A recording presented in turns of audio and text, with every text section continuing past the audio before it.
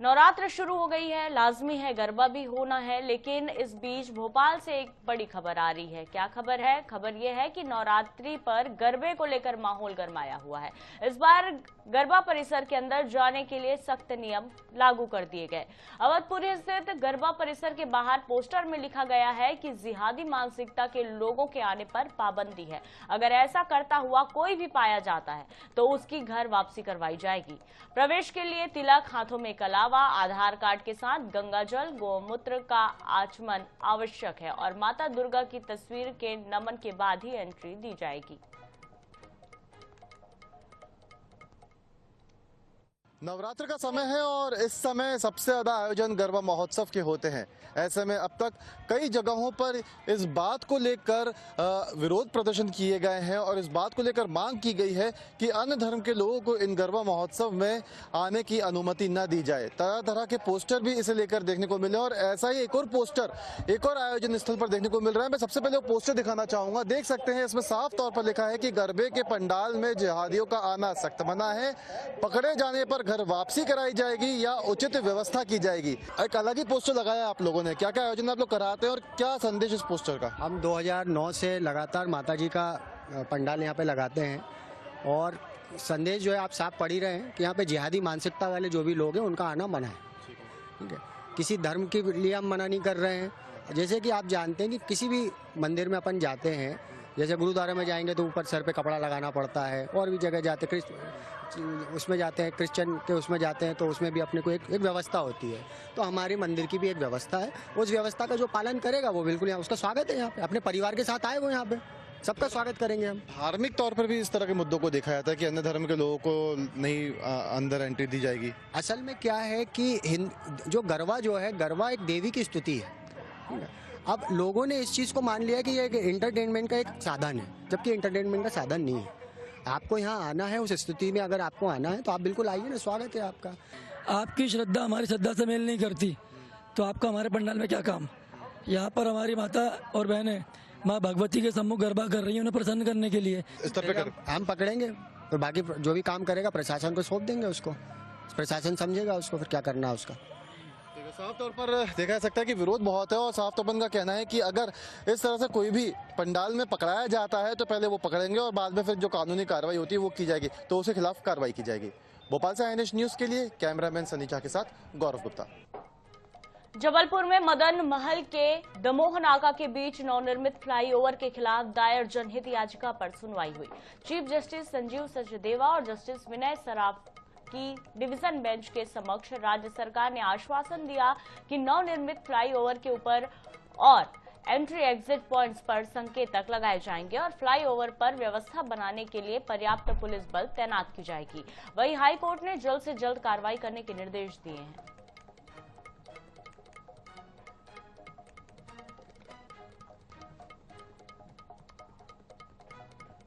Indore crime branch ने social media के जरिए 5 स्टार विला बेचने के नाम पर करोड़ों की ठगी करने वाले अंतर्राज्यीय गिरोह का पर्दाफाश किया है। ये आरोपी फर्जी कंपनी खड़ी कर फेसबुक विज्ञापन के जरिए एडवांस बुकिंग के नाम पर ठगी को अंजाम देते थे। बता दें कि हाई प्रोफाइल गैंग ने इंदौर के दंपत्ति से ही 22,17,500 रुपए हड़प लिए थे, जिसकी शिकायत पर क्राइम ब्रांच ने 2 आरोपियों को गिरफ्तार किया है। फिलहाल पुलिस आरोपियों से लगातार पूछताछ कर रही है और आगे की कार्रवाई भी जारी है। ये एक साइबर फ्रॉड हुआ है। इसमें कोई होटल बेचने का मैटर नहीं है। इसमें एक्चुअल में क्या हुआ था कि ये फेसबुक में जो फेसबुक चलाते हैं रेगुलर, उसमें एक एडवर्टाइजमेंट आया कि हम एक जयपुर में एक 5 स्टार विला की बिक्री कर रहे हैं, वो हम निर्माण कार्य करके और हम वो लोगों को बेचेंगे। ऐसा करके इन्होंने एक जनरल एडवर्टाइजमेंट डाला और उससे प्रभावित होकर इंदौर की एक फरियादिया जिसके साथ ये फ्रॉड हुआ। सोशल मीडिया प्लेटफॉर्म के माध्यम से इनके द्वारा फेसबुक पर ऐड दिया गया और उस ऐड के माध्यम से विक्टिम ने उनसे संपर्क किया और ट्रैप हो गया। तो मैं सभी इलेक्ट्रॉनिक चैनल के माध्यम से कहना चाहूँगा, सोशल मीडिया प्लेटफॉर्म पर किसी भी प्रकार का कोई विज्ञापन आता है उस पर ट्रस्ट न करें, उसको वेरीफाइड करें। कंपनी की ऑफिशियल वेबसाइट पर जाएं, HTTPS देखें, उसमें सिक्योर्ड वेबसाइट पर जाएं और अधिक शंका होने पर तुरंत इसको virustotal.com एक वेबसाइट है जो कि मोर देन 50 एंटीवायरस सॉफ्टवेयर है, स्कैन करके बता देगी कि ये वेबसाइट ऑफिशियल है या फर्जी वेबसाइट है। सावधान रहें, सतर्क रहें। मध्य प्रदेश के दतिया में बदमाशों का आतंक देखने को मिला है। यहां असल आदिवासी नाम के युवक का कुछ लोगों से मामूली विवाद हुआ था। इसी रंजिश को लेकर देर रात 10 बदमाशों ने उसके घर पर ताबड़तोड़ फायरिंग कर दी। वहीं चुनगर फाटक इलाके के सीसीटीवी में ये पूरा मामला कैद हो गया है। पुलिस का कहना है कि सीसीटीवी के आधार पर सभी आरोपियों को जल्द ही गिरफ्तार कर लिया जाएगा। कल 10:30 बजे रात को मेरे घर पे गोलीबारी हुई है, जहाँ के मेरे जो कैमरे लगे थे उनमें उनकी फुटेज है। राघव यादव उर्फ कल्ला यादव, रिछारी, विजय कुशवाहा, चुनगर फाटक और सिब्बू रावत गढ़ी और टिंकल रावत, इन लोगों ने मेरे घर पे आके घटना की है। मैं घर पे था नहीं और मेरे घर पे माँ बहन अकेली थी। इनने मुझे मारने के उद्देश्य से मेरे घर पे गोलियां चलाई। ये शाम की घटना है जिसमें घर के बाहर कोई पुराने विवाद को लेकर फायरिंग की घटना की गई है। फुटेज के आधार पे आरोपियों को चिन्हित भी किया जा रहा है और इसमें कड़ी से कड़ी कार्रवाई भी की जाएगी और इनके पुराने आपराधिक रिकॉर्ड को देखकर उसके आधार पे भी जो भी प्रतिबंधात्मक कार्रवाई है और इनके जो भी जमानतदार है उन पे भी सख्त कार्रवाई की जाएगी। निवाड़ी के मुख्य बाजार स्थित सामुदायिक स्वास्थ्य केंद्र में दंत चिकित्सक के साथ 3 नकाबपोशों ने मारपीट कर दी है। घटना 22 सितंबर के दोपहर की है, जब डॉक्टर सत्येंद्र कौरव अपने चैम्बर में बैठे थे। तभी 3 नकाबपोशों ने घुसकर उनके साथ मारपीट की। घटना में डॉक्टर के सर और हाथ में गंभीर चोटें आई हैं। सीसीटीवी फुटेज के आधार पर पुलिस आरोपियों की तलाश कर रही है। अभी कुछ देर पहले ही डॉक्टर सत्येंद्र कौरव जो दंत चिकित्सक हैं, अपने रूम में बैठे हुए पढ़ रहे थे। इसके दौरान ही 3 अज्ञात व्यक्ति जो मुंह पर कपड़ा बांधे हुए थे उनको आए और कमरे की सिटकनी अंदर से बंद करके उनको बहुत मारा, जिससे उनको काफी रक्तस्राव भी हुआ है। जैसे ही सबको पता चला, मैंने तत्काल एसपी महोदय निवाड़ी को सूचना दी। उन्होंने संबंधित थाना के टीआई श्री बलजीत सिंह को सूचना दी। चलिए अब रुक कर लेते हैं जबलपुर का, जहां से एक सनसनीखेज मामला सामने आया है। आरोप है कि एक मुस्लिम युवक ने खुद को हिंदू बताकर 2 बहनों को अपने जाल में फंसाया। जब सच्चाई सामने आई तो विवाद बढ़ा और हिंदू संगठनों ने आरोपी को पकड़कर न सिर्फ उसकी पिटाई की, बल्कि फूलों की माला पहनाकर इलाके में जुलूस भी निकाला। साथ ही इसके बाद पुलिस को भी उसे सौंप दिया गया। पूरा मामला जबलपुर के खमरिया थाना क्षेत्र का है। यहां आधारताल इलाके का रहने वाला वासिद मंसूरी पिछले 1 साल से राहुल बनकर एक युवती से बातचीत कर रहा था, लेकिन जब लड़की को उसकी असलियत पता चली तो उसने बात करना ही बंद कर दिया। लड़की का आरोप है कि इसके बाद वासिद ने उसे धमकाना शुरू किया और पैसों की मांग भी करने लगा। इतना ही नहीं, उसने लड़की की छोटी बहन को भी अपने जाल में फंसा लिया था। फिलहाल पुलिस ने आरोपी को हिरासत में ले लिया है और पूरे मामले की जांच कर रही है।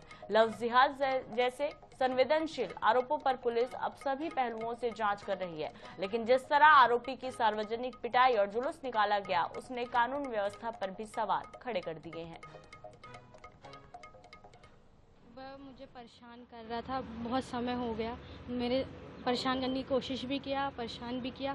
फिर मुझसे कुछ पैसों की मांग करता था कि आप मुझे ये पैसे दो, वो पैसे दो। मैंने दिया। फिर उसके बाद मुझे कहीं से पता चला कि वह मुसलमान है। पहले उसने मुझे हिंदू बन के बात करने की कोशिश की और बात भी किया। करीब 1 साल से वो जो मुस्लिम युवक है वो लड़की को एक को परेशान कर रहा था। हिंदू नाम बताकर उससे जान पहचान हुई, बात करता रहा। जब उस लड़की को पता चला कि ये मुसलमान है तो उसने मना किया बात करने से। फूल माला उसका हम लोगों ने स्वागत किया है पकड़कर, कि दोबारा इस प्रकार की हिम्मत कोई ना कर सके, इसलिए हम लोगों ने उसका स्वागत कराया था। हिंदू संगठन के द्वारा संज्ञान में लाया गया है कि एक विशेष समुदाय के लड़के के द्वारा एक लड़की को परेशान किया जा रहा था, जो शिकायत जांच में लिया जाकर उचित वैधानिक कार्रवाई की जाएगी। इंदौर के सदर बाजार थाना क्षेत्र में पुलिस अश्रोही बल के आरक्षक संतोष चौधरी की सांप पकड़ने के दौरान मौत हो गई। आरक्षक संतोष चौधरी 15वीं बटालियन में पदस्थ थे और सांप पकड़ना जानते थे। उन्हें अश्वरोही बल के अस्तबल में सांप घुसने की सूचना मिली थी। जब वे सांप पकड़ने गए तो सांप ने उन्हें काट लिया, जिसके बाद इलाज के लिए आरक्षक को अस्पताल ले जाया गया, जहां डॉक्टरों ने उन्हें मृत घोषित कर दिया। पुलिस ने मर्ग कायम कर जांच शुरू कर दी है। बता दें, संतोष चौधरी को सांप पकड़ने का अच्छा अनुभव था और वे बहादुरी के लिए भी जाने जाते थे। साथ ही आरक्षक की मौत पर पुलिस विभाग और साथियों में शोक व्याप्त है। शव का पोस्टमार्टम कर परिजन को सौंप दिया गया। विभागीय अधिकारियों ने आरक्षक की सेवाओं और उनकी बहादुरी को याद करते हुए उन्हें श्रद्धांजलि अर्पित की। जो आरक्षक जो कि फर्स्ट बटालियन में पदस्थ था संतोष चौधरी, उसको सूचना मिली कि महेशगढ़ लाइन में कहीं सांप आ गया है, तो सांप पकड़ने के लिए वो गया। वहाँ पर उसने पकड़ा, अचानक सांप ने उसको डस लिया। तो इस पर से उसको तत्काल हॉस्पिटल ले जाया गया, जहाँ पर जो MIS में उसको मृत घोषित कर दिया गया। तो MIS की सूचना पर से थम्स में मर्ग कायम कर लिया गया है। ऐसा बताया जा रहा है कि पूर्व में उसको काफ़ी अनुभव था सांप पकड़ने का, तो इसको इसलिए लगातार कई जगह उसको बुलाया जाता था। फिलहाल मर्ग कायम कर लिया गया है और जांच जारी है। जांच में आयु तथ्यों के आधार पर वैधानिक कार्रवाई की जाएगी। देवास के 3 युवकों की मदद से मुंबई से गायब हुए अनीश को अपना परिवार मिल गया है। दरअसल बिहार के दरभंगा का रहने वाला 22 वर्षीय अनीश ठाकुर काम की तलाश में मुंबई गया था, जहां उसे नशे की लत लग गई। मानसिक तौर पर बीमार अनीश ट्रेन से इटारसी पहुंचा और वहां से देवास आ गया।